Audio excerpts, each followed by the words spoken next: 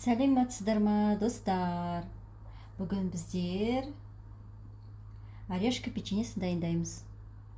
Ол үшін бізге ұн керек 400 грамм, сосын 150 грамм секер, 150 грамм май, маргарин. Маргарин болмаса май алуға болады. 2 жұмыртқа, сосын сгущенка және тұз, шым тұз. Сосын разрыхлитель керек. Ванилин қосуға болады, аздап, бірақ мен ванилин қоспаймын. Міне осы ингредиенттермен қазір қамыр жасаймыз орешка печеньесіне. Менімен бірге дайындаңыздар. Так, 2 жұмыртқаны қосамыз. Содан кейін секер қосамыз.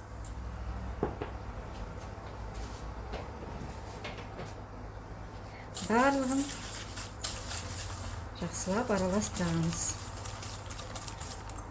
Секердің бәрін салып жіберейін.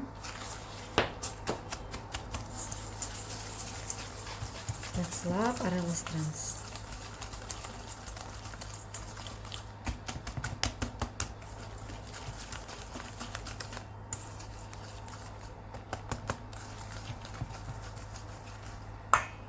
Так, шым тұз сеуіп жібереміз. Тұз.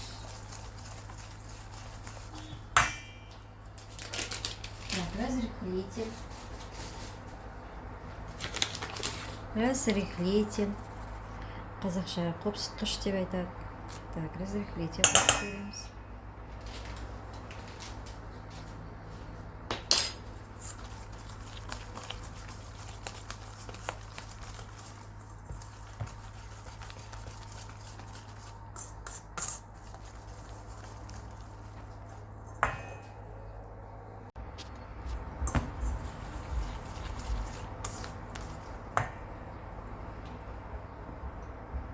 Так, содан кейін мына маргаринді мен ерітіп алдым.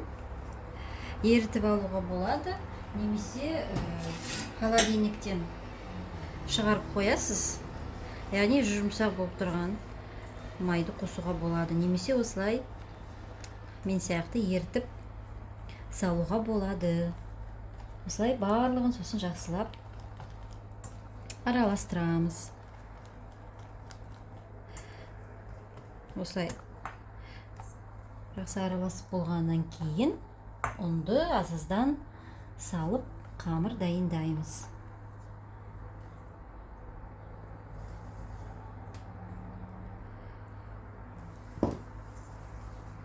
Жұмсақ қамыр дайындаймыз.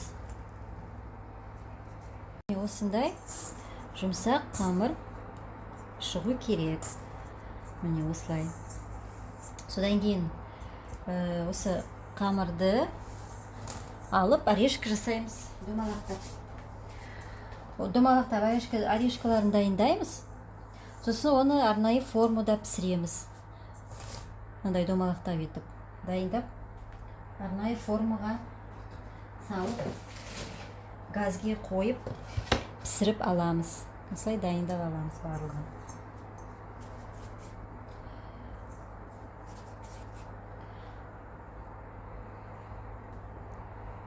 Менде осындай советский ерте замандағы форма әлі бар. Міне цена 6 рубль деп тұр. Бұрынғы ертедегі. Міне іші осындай. Жаңағы домалақтап жасаған қамырымызды мұнда саламыз. Сосын барлығын газге қойып пісіріп аламыз. Мен салып бәрін қойдым. Енді осылай үстінен басып, қаттырақ. Так. Сосын газге қойып пісіріп аламыз.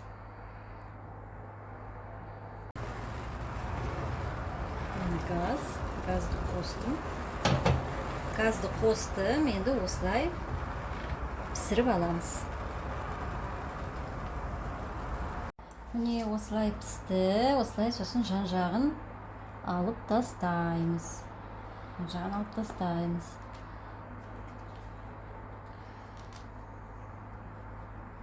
Міне мысалы. Осылай, міне ішіне сосын вареный сгущенканы салып жабыстырып тастаймыз.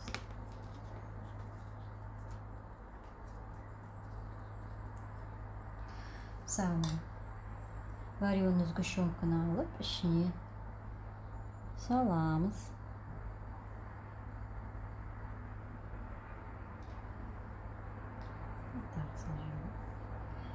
Саламыз.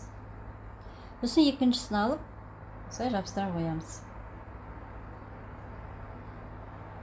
Міне. Сосын қояп, дайындай бересіздер. Міне. Дайындаңыздар менімен бірге. Менің каналыма тіркеліп кетіңіздер. Міне. Біздің орешкамыз дайын. Үстінен сахарный пудра сеп жіберуге болады. Жақсы тәтті жақсы көретіндерге. Немесе осылай қоюға болады. Міне. Дайындап көріңіздер. Менің каналыма тіркеліп кетіңіздер.